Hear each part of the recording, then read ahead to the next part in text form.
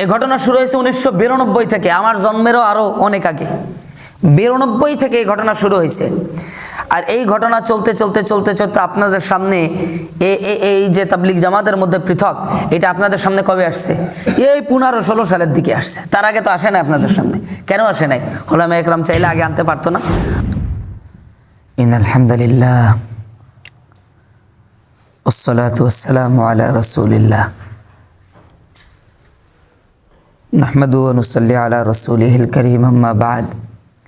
فأعوذ بالله من الشيطان الرجيم. بسم الله الرحمن الرحيم. ومكروا ومكر الله والله خير الماكرين. وقال رسول الله صلى الله عليه وسلم إن العلماء ورثة الأنبياء فإن الأنبياء لم يؤرثوا دينارا ولا درهما فإنما يؤرث العلم فقد أخذ بحد وافر أو كما قال النبي عليه الصلاة والسلام. وقال الله سبحانه وتعالى في نقل كلام إبراهيم دعائية ربنا وابعث فيهم رسولا منهم يتلو عليهم آياتك ويعلمهم الكتاب والحكمة ويزكيهم إنك أنت العزيز الحكيم.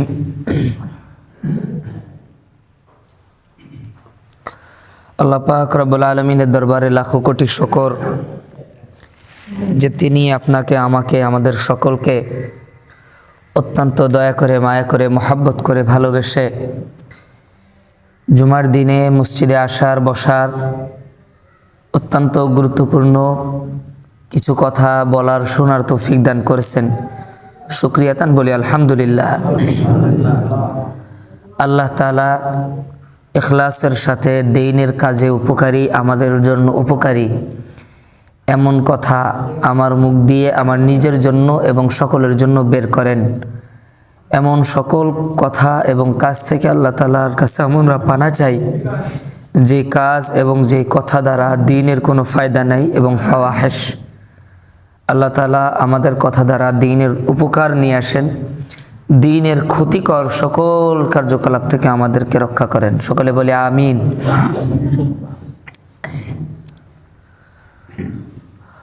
হযরত আদম আলাইহিস সালাতু ওয়াস সালামকে যখন আল্লাহ তাআলা সৃষ্টি করলেন এবং উনার পিঠ থেকে আমাদের রূহগুলোকে বের করলেন এবং সেই রূহগুলোকে আলমে আরওয়াহের মধ্যে রাখলেন, ওইটা হচ্ছে রূহের জগৎ। জিসিম বা বডি, শরীর আগে তৈরি না করে আগে রূহ তৈরি করলেন। কেন? আল্লাহ তাআলা তো আদম আলাইহিস সালামকে আগে বডি তৈরি করেছেন, তাহলে আদম আলাইহিস সালামরে যেহেতু আগে বডি তৈরি করেছেন, তাহলে আমাদের ক্ষেত্রে কেন তিনি আগে রূহ তৈরি করলেন, বডি পরবর্তীতে বানালেন? এটার পিছনে কারণ হচ্ছে আমাদের জীবনে রূহের গুরুত্ব বডির চাইতে বেশি। আমাদের জীবনে রূহের গুরুত্ব এই বডির চাইতে বেশি। এজন্য আমরা বলি আমার হাত, আমার পা, আমার মুখ, আমার নাক, আমার কান সব কিছু আমার, কিন্তু আমিটা কই? যখন মাতৃগর্ভে ছিলাম তখন বলতো শিশু, বাচ্চা, আমার আমি ছিলাম না, নাম ছিল না। নাম পেলাম রূহ আসার পরে, পৃথিবীতে আসার পরে নাম পেলাম। আবার যেদিন ইন্তেকাল হলো সেদিনও আমাকে আর কেউ অমুক বলে না, অমুক বলে আমার রূহকে। রূহ চলে গেছে বলে আমার শরীরটা তখন কি হয়ে গেছে? লাশ।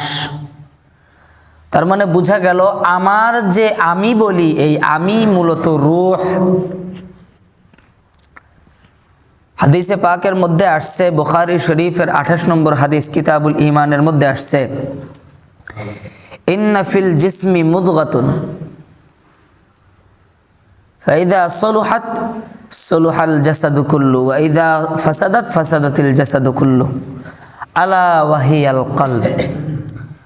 মানুষের শরীরের মধ্যে একটা চর্বণযোগ্য ছোট্ট মাংসের টুকরা আছে, মাংসপিণ্ড, চর্বণযোগ্য, মুদগাতান বলা হয়, চর্বণযোগ্য একটা ছোট্ট টুকরা মাংস, মানে গালের ভিতরে দিয়ে চাবানো যায়।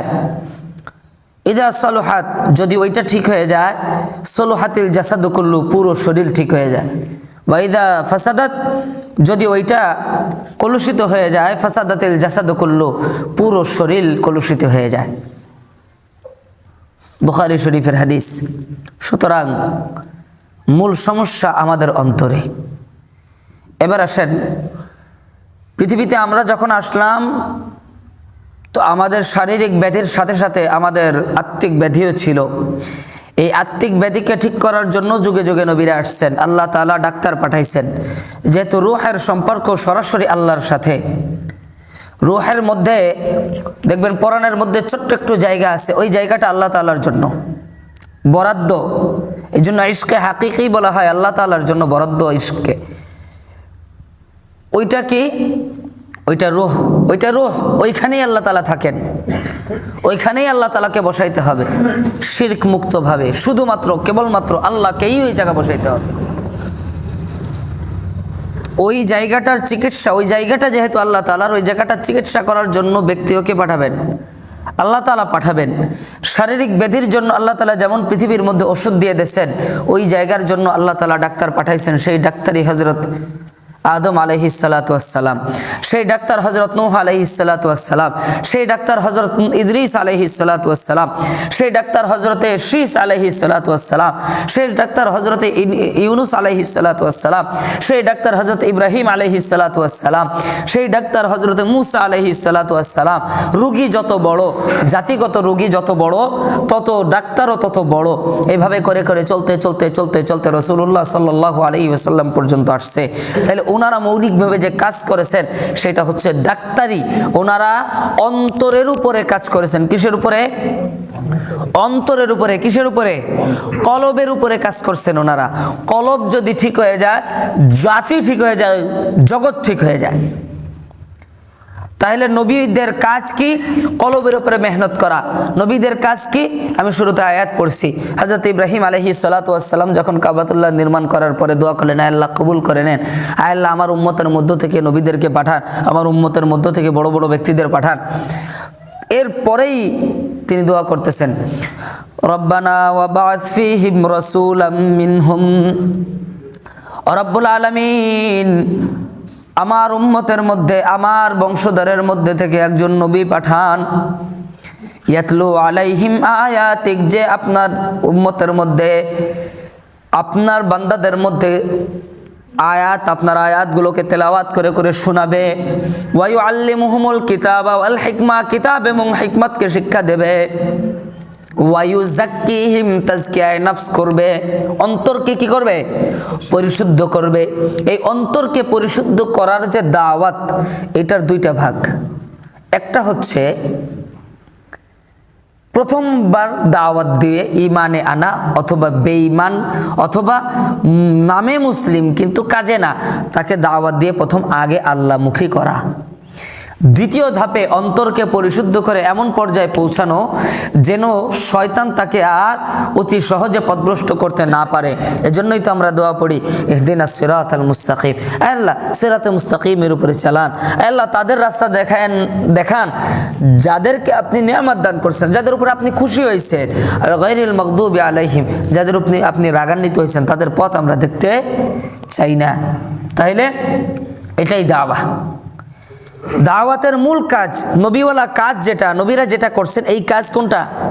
এইটা, মানুষের অন্তরকে কি করা?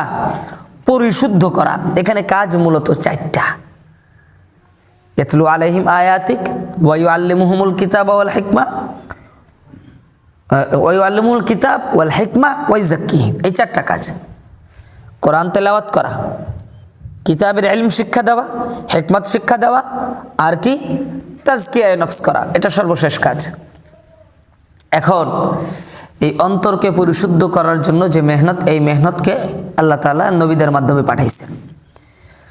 নবী করিম সাল্লাল্লাহু আলাইহি ওয়াসাল্লামের পরে যেহেতু আর কোনো নবী আসবে না, এই জন্য আল্লাহ তাআলা রাসূলুল্লাহ সাল্লাল্লাহু আলাইহি ওয়াসাল্লামের মুখ দিয়ে বলে দিলেন, জিন্নাল উলামা ওয়ারাসাতুল আম্বিয়া, উলামারা নবীদের ওয়ারিস, ফাইনাল আম্বিয়া লাম ইউআররিসু দিনারা ওয়ালা দিরহামা।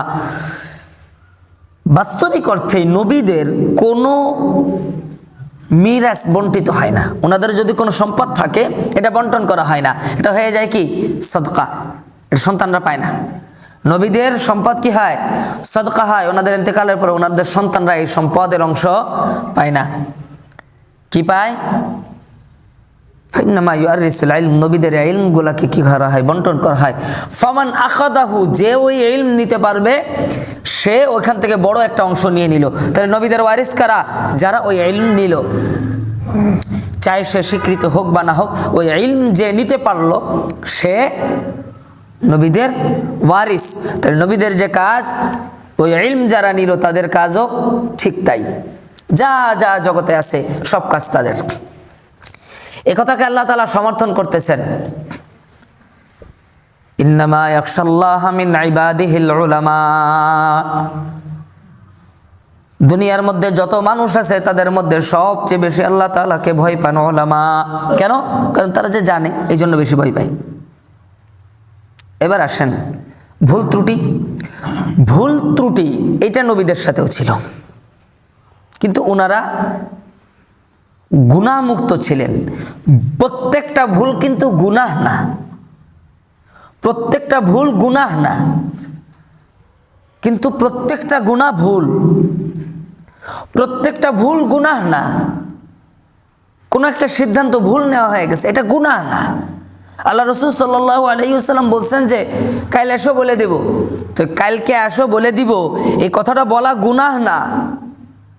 ইনশাআল্লাহ উনি বলেন নাই, কি ভুলে গেছেন, এটা গুনাহ না, কিন্তু আল্লাহ তাআলার পছন্দ হয় নাই। আল্লাহ তাআলার নিকটতম ব্যক্তি, যে জন্য আল্লাহ তাআলার পছন্দ হয় নাই। তো ভুল নবীদেরা ছিল কিন্তু গুনাহ ছিল না, এটা বুঝতে হবে। সাহাবীদের গুনাহ ছিল কিন্তু হুম মাগফুরুন মিনাল্লাহ, আল্লাহ তাআলার পক্ষ থেকে ওনারা মাগফুর, ওনাদেরকে মাফ করে দেওয়া হয়েছে। কিন্তু উম্মতের উলামা ইকরাম, এনাদেরকে মাফ করে দেওয়া হয়েছে এমন কোনো কথা নেই। আমাদের গুনাহ থাকবে, আমাদেরও কান্নাকাটি করতে হবে, মাফ চাইতে হবে, সব ভুল ত্রুটি আমাদের থাকবে। আবার হাদিসে পাকের মধ্যে আসছে যে উম্মতের উলামা কখনো কোনো একটা বাতিলের উপরে জমা হইতে পারবে না। এই জন্য ইজমায়ে উম্মত আমাদের জন্য কি? উলামা ইকরামের ইজমা, এটা আমাদের জন্য দলিল। এই জন্য হযরত আবু বকর সিদ্দিক রাদিয়াল্লাহু আনহুকে যখন খলিফাতুল মুমিনিন বানানো হইল, তো উনি ইজমাঈভাবে হয়েছেন, এই জন্য কোনো চুচেরা নাই। ওমর রাদিয়াল্লাহু তাআলার বেলায় একই কথা, ওসমানের বেলায় একই কথা, আলীর বেলায় একই কথা রাদিয়াল্লাহু আনহুম রাদওয়ান। ঠিক তদ্রূপভাবে উম্মতের মধ্যে বিভিন্ন মাসআলার উপরে যখন ঐক্যবদ্ধ একবার যদি উলামা ইকরাম হয়ে যায়, আর ওর পরে কোনো কথাই নেই, এরপরে আর কোনো আলাপই নেই। এবার আসেন, এই দ্বীনের কাজকে করার জন্য দারুল উলুম দেওবন্দের ফারেক আমাদের মুফতি আজম কিফায়াতুল্লাহ রাহিমাহুল্লাহর সাথী হযরত মাওলানা ইলিয়াস রহমতুল্লাহ আলাই, উনি এক মেহনত শুরু করলেন। এটা একটা তরতিব, এটা একটা তরিকা। আমরা যেরকম 10 বছর 12 বছর 15 বছর মাদ্রাসায় পড়ি, কেউ যদি বলে যে এই 15 বছর এইভাবে পড়াটাই সরাসরি নবীওয়ালা সাহাবিওয়ালা কাজ, সাহাবারা এইভাবেই শিখছেন, এইটাই সরাসরি ডাইরেক্ট, এটাই সাহাবীদের তরিকা ছিল, এটা যেরকম ভুল। কারণ সাহাবীরা তো এইভাবে 10 বছর 15 বছর এরকম নির্দিষ্ট সিলেবাস ওনারা ক্লিয়ার করতেন না। তো এটা দাবি করা যেরকম ভুল হবে, ওরকম কেউ যদি বলে যে সাহাবীরা মসজিদে গিয়ে গিয়ে 3 দিন 40 দিন থেকে দাওয়াতের কাজ করছেন, এটাও এরকম ভুল, এটাকে বলা যাবে না।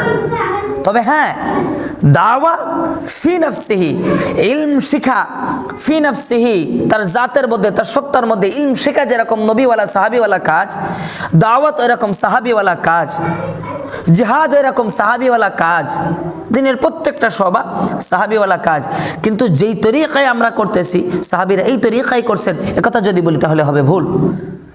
সাহাবিরা তলোয়ার দিয়ে করছেন, এখন হচ্ছে বন্দুক দিয়ে। তো বলতে হবে যে তরিকা এক কিন্তু আসলিহা মাধ্যম ভিন্ন, তাই না? তরিকা এক, জিহাদের ময়দানে সামনাসামনি যখন লড়াই হচ্ছে তরিকা এক কিন্তু অস্ত্র ভিন্ন। কিন্তু যেখানে গেরিলা যুদ্ধ হচ্ছে সেখানে কি বলবেন? সাহাবীরা কি ওইভাবে করছেন? ওইভাবে ওনারা করেন নাই।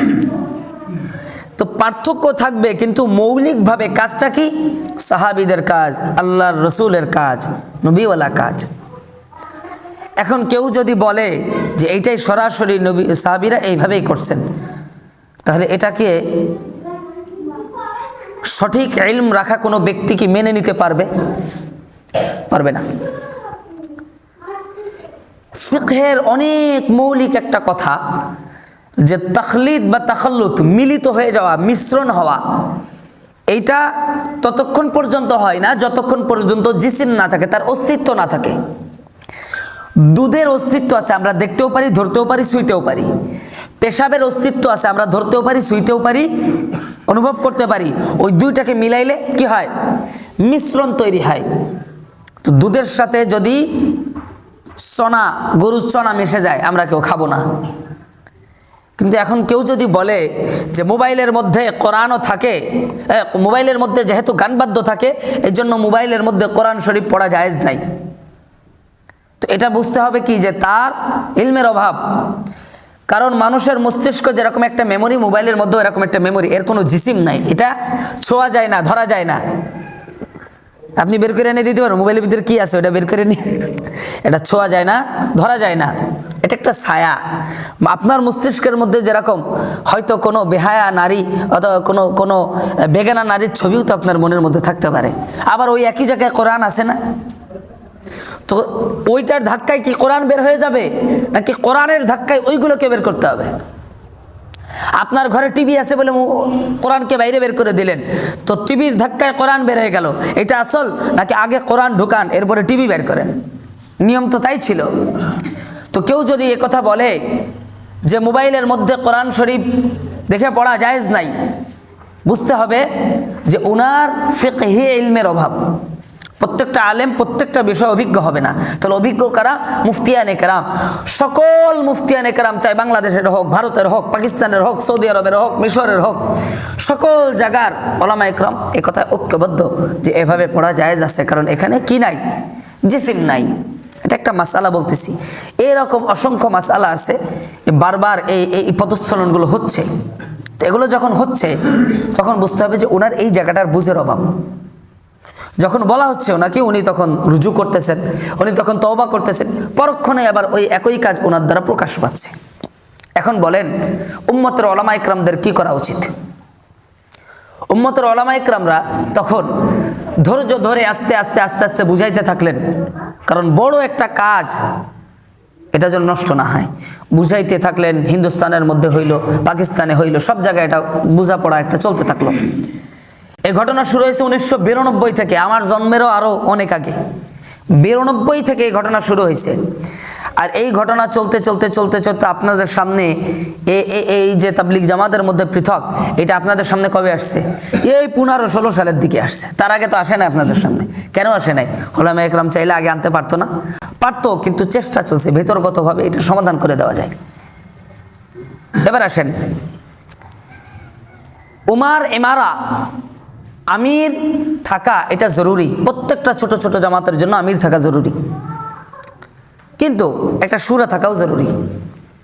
হযরতে ওমর ফারুক রাদিয়াল্লাহু আনহু জামানাও শুরা ছিল, ওনার পার্সোনাল শুরা ছিল। ওই শুরার সাথে পরামর্শ করে উনি সিদ্ধান্ত নিতেন। আল্লাহ রাসূল সাল্লাল্লাহু আলাইহি ওয়াসাল্লাম নিজে শুরার সাথে সিদ্ধান্ত করে পরামর্শ করে সিদ্ধান্ত নিছেন। এটাও একটা তরিকা, এটা দ্বীনের একটা তরিকা। এখন বাংলাদেশে, সরাসরি বাংলাদেশের সকল ওলামা একরাম একমত, 2-1 বাদে। এখন বৃহৎ একটা সংখ্যার ওলামা একরাম একদিকে আর 2-1 একদিকে। এই 2-1 যে হকের উপরে আছে তার প্রমাণ কি? আর এই পুরো মানুষ যে হকের উপরে আছে তার প্রমাণ আমার লাগবে না, এই জন্য লাগবে না। এরা সবাই যদি পথভ্রষ্ট হয় তো আমি একজন আম মানুষ হিসেবে আল্লাহ তাআলার কাছে আমার বলার সুযোগ আছে, আল্লাহ এ সব আলেমরা একদিক ছিল, আমি তাদের পাশ পাশ গেছি, এরপর তুমি আমার যদি আযাব দিবা তা দাও। তোমার নবী তো বলে গেছে তাদের অনুসরণ করতে, আমরা করছি তাদের অনুসরণ। এখানে বাঁচার পথ আছে, কিন্তু গুটি কয়েক 1-2 জন মানুষ কি করা যায়? এবার আসেন, আমাদের মধ্যে একটা ভ্রান্তি হচ্ছে, আমাদের মধ্যে ভ্রান্তি না, এটা মূলত ইলমের 3টা স্তর আছে। মানুষ যখন সর্বপ্রথম একটু একটু জানতে শুরু করে, এজন্য দেখেন না অনেকে বলে ডাক্তারের চাইতে নার্সের জোর মেলা বেশি, ও মেলা বেশি জানে, হয় না? কেন হয়? কারণ ইলমের প্রথম স্তর হচ্ছে আমি সবচেয়ে বেশি জানি, আমি সবচেয়ে বেশি বুঝি, আমার চেয়ে বেশি জগতের আর কেউ বুঝে না, এটা মনে হয় গরম, এটার একটা গরম থাকে। 2 নম্বর স্তর হচ্ছে না আমি সেরকম কিছু জানি না, অল্প কিছু জানি অবশ্য, সেরকম কিছু জানি না। আর ইলমের 3 নম্বর স্তর হচ্ছে আমি কিছুই জানি না, আমি অজ্ঞ মূর্খ, আমি তো আসলে কিছুই জানি না। এটা ইলমের 3য় স্তর এবং সর্বশেষ স্তর। ওই স্তরে কেউ যদি পৌঁছায় তখন বুঝতে হবে না তার ভিতরে আসলে কি আছে, ইলম আছে। আর ইলমের প্রথম স্তর হলো আমি সব জানি, সব জানতা শমশের। তো আমাদের দেশে একটা শ্রেণী যিনারা বিভিন্ন সরকারি চাকরিজীবী, বিভিন্ন মানুষ, আল্লাহ ভোলা মানুষ, দাওয়াতে তাবলীগে জুড়ছেন দিন শেখার জন্য, দিনের সাথে জুড়ে থাকছেন। এটা একটা মুবারক কাজ। দারুল উলুম দেওবন্দের ওলামায়ে কেরাম আজও পর্যন্ত এটার সাথে মিলিত, সে জামানা থেকে এই জামানা পর্যন্ত। থানবী আলাইহির রহমা বলছিলেন যে ইস কাম কাব কোন রোকেগা, যে সকল কিতাব আমরা ফাজাইলে আমল পড়ি, ফাজাইলে হজ পড়ি, ফাজাইলে আরও কিতাব আছে, ফাজাইলে সাদাকাত পড়ি, এগুলো কার লেখা? শাইখুল হাদিস জাকারিয়া রাহিমাহুল্লাহর লেখা। উনি কে? দারুল উলুম দেওবন্দের একজন ফারেক, খলিল আহমদ সাহারানপুরি রাহিমাহুল্লাহর একজন শাগরেদ, ইয়াহিয়া কান্দলবী রাহিমাহুল্লাহর সন্তান, আমাদেরই তো, দারুল উলুম দেওবন্দেরই তো। উনি বজলুল মজহুদ লিখছেন। তো সেই জামানায় নেতৃত্ব ছিল কারা? ওলামায়ে কেরাম। মাওলানা মুফতি ইউসুফ কান্দলবী রহমতুল্লাহ আলাইহি, যিনি হায়াতুস সাহাবা লিখছেন, উনার যখন ইন্তেকাল হচ্ছে, ইন্তেকালের আগ মুহূর্তে উনার কাছে শেখ জাকারিয়া আলাইহির রহমা গেলে উনি কান্নাকাটি করতেছে। তো আপনি কান্নাকাটি করেন কেন? যে আমার বড় ভয় হয়, তাবলীগ জামাত এত দ্রুত ছড়ায় গেছে, আমি হাদিসের মধ্যে পড়ছি যে কোনো বাতিল কাজ খুব দ্রুত ছড়ায়, তো আমার এটা তো বেদাত না, তো আমার এটা বেদাত হয়ে যায়নি তো। তখন উনি বলছেন যে না, আপনার অন্তরের ভিতরে যে এই ভয়ে আপনি যে কান্নাকাটি করতেছেন, এটাই প্রমাণ করে যে এই কাজ বেদাত হয় নাই, এটাই প্রমাণ করে। আর আপনি কি ওলামায়ে কেরামের বিরুদ্ধে গেছেন? কয় না না না। তো কোনো ওলামায়ে কেরামের বিরুদ্ধে ওনারা যান নাই, কিন্তু শেষ জামানায় এসে একজন মানুষ, আল্লাহ, আমি এখনো দোয়া করি আল্লাহ তাআলা তাকে হেদায়েত দেন করেন, একজন মানুষকে কেন্দ্র করে নিয়ে আমাদের দেশে, হিন্দুস্তানের মাহল আলাদা, আমাদের দেশে হচ্ছে নোংরা রাজনীতি। আমার এই ছোট বড় আমার চাচারা, আমার দাদারা, ছোট ছোট মানে ইনারা আম মানুষ, দিনের বুঝ টুকটাক আছে, ইনারা দিনের কাজ করেন, ইনাদেরকে নিয়ে আর কিছু মানুষকে নিয়ে মোটামুটি শুরু হয়ে গেছে 18 সালে। আর এই জিনিসটা মূলত জিয়ে রাখা হচ্ছে, এই সমাধান হয়ে যেত অনেক আগে। জিয়ে রাখা হচ্ছে, জিয়ে কেন রাখা হচ্ছে আর কিভাবে রাখা হচ্ছে আমি 2-3 মিনিটে এটা ক্লিয়ার করে দিচ্ছি। ওয়াসিফুল ইসলাম সাহেব, যিনি বাংলাদেশের বর্তমান জাতীয় শত্রু ডেইলি স্টারের সম্পাদককে, মতিউর না, মতিউরের বুনজামাই, মতিউরের বুনজামাই হচ্ছে ওয়াসিফুল ইসলাম, ইঞ্জিনিয়ার ওয়াসিফুল ইসলাম। উনার ছেলে মুফতি উসামা, ডক্টর কাজী ইরতেজা সাতক্ষীরার 2 আসনের আওয়ামী লীগ পদপ্রার্থী এমপি, আওয়ামী লীগের মনোনয়ন পাইছিল। আরও আছে, এই যেটারই ধরে টান দিবেন দেখবেন যে আওয়ামী লীগের সম্পদ, মেন যেগুলো মাথায় আছে, একদম মাথায় যারা আছে সব আওয়ামী লীগের সম্পদ। এতদিন ওই অমুক লীগ, আনসার লীগ, আরও কি কি লীগ ছিল না, এদের দিয়ে করতে পারে নাই। আমি বুঝে পাই না যে পিনাকি ভট্টাচার্যের মতন একজন হিন্দু মানুষের যেটা বুঝে আসলো, আমার এই সাধারণ মুসলমানের কেন একটু কথা বুঝে আসে না? পিনাকি ভট্টাচার্য তো হিন্দু, ওর যেটা বুঝে আসলো, আমার মুসলিম ভাইদের এই বিষয়টা কেন বুঝে আসলো না? যেটা সম্পূর্ণটা মূলত বাংলাদেশে এত বড় একটা জামাত হয়, হজের পরে সারা পৃথিবীর মধ্যে সবচেয়ে বড় জামাত এটা। তো এটা ইন্ডিয়ার মাথা ব্যথা এটা। যদিও এখানে আসমানের উপরে আর জমিনের নিচের ছাড়া কোনো কথা হয় না, এতকাল পর্যন্ত দল মত নির্বিশেষে আওয়ামী লীগ, বিএনপি, জামাত, জাসদ, ফাসদ সব এই জায়গায় আখেরি মোনাজাতে অংশগ্রহণ করত। এই যে একটা জাতীয় ঐক্য, এটা ইন্ডিয়ার সহ্য হয় নাই। এই জন্য ইন্ডিয়া আর মোসাদ মিলে, মোসাদের কথা এই জন্য বলতেছি, ইসরায়েলের যে গোয়েন্দা বিভাগ মোসাদ, আর এই যে কথা বলতেছি এ কথা কিন্তু আমার কথা না। বাংলাদেশের বর্তমান যে ইন্টেলিজেন্স যে আপনার হলো ডিজিএফআই এর রিপোর্ট অনুযায়ী, বর্তমান সময়ের রিপোর্ট অনুযায়ী ওসামা আর ওই যে অনন্ত জলিল, চেনেন না মনে হয়, অনন্ত জলিল আর ওসামা সাহেব, ওনারা গেছিলেন ইসরায়েলে সফরে। দৈনিক নয়ানিগন্তের রিপোর্টে আছে, আপনারা দেখে নিতে পারবেন। ওনারা গেছিলেন সেখান থেকে আসার পরে এই কাজগুলো চলতেছে। আরও যদি বুঝতে চান, আপনি লিখে সার্চ দেন প্রথম আলোতে, সাতপন্থী জুবায়েরপন্থী বা যে এটা মহাবারা হয়ে গেছে, এটা লিখে আপনি সার্চ দেন, আপনি দেখবেন কতগুলো রিপোর্ট তারা করছে বিভ্রান্তিমূলক, কি পরিমাণে। আপনারা তো এতটুকু তো বুঝেন যে ডেইলি স্টার আর প্রথম আলো, কালবেলা, এটিএন নিউজ, এরা যে রিপোর্টগুলো করে অবশ্যই সেগুলো মুসলমানদের স্বার্থের বাইরেই করে। একটুকু তো আপনারা বুঝেন, এরা হচ্ছে তারা আমাদের সাধারণ মুমিন মুসলমানদেরকে পথভ্রষ্ট করতেছে, মিসগাইড করতেছে। আর এইভাবে মিসগাইড করতে করতে 2018 সালে একবার এরকম ঘটনা ঘটলো, মারামারি, দু একজন শহীদ হলো।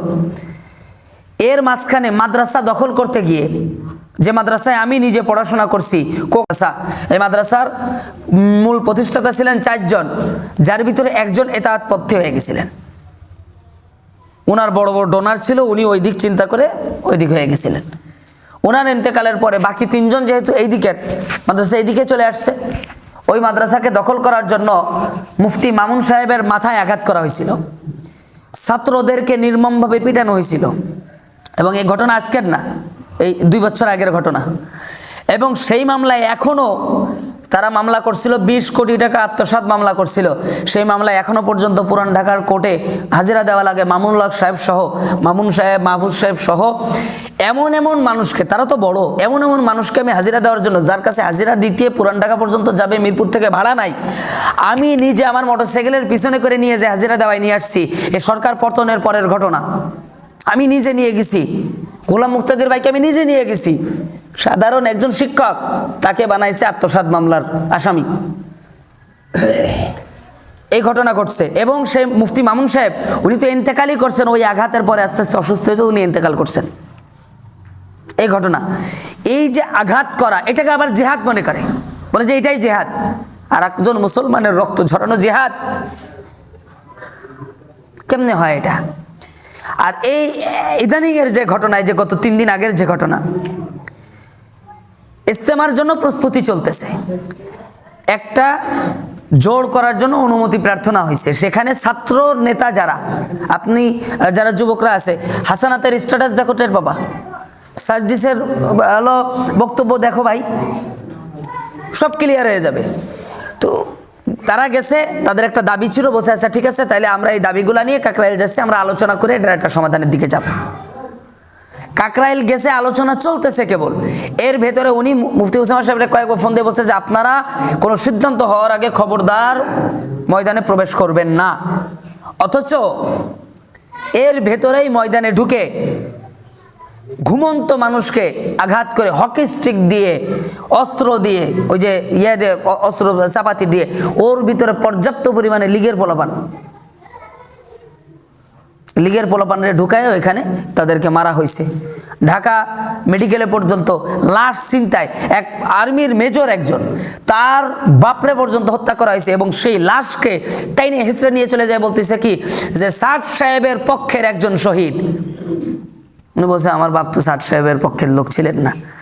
আমরা সাদ সাহেবের পক্ষের লোক, আমিও সাদ সাহেবের পক্ষের লোক, শুধু ওনার ওই কথাগুলো ব্যতি রেখে, ওইগুলো উনি আজকে ছেড়ে আজকেই আমি ওনাকে আবার কবুল করব।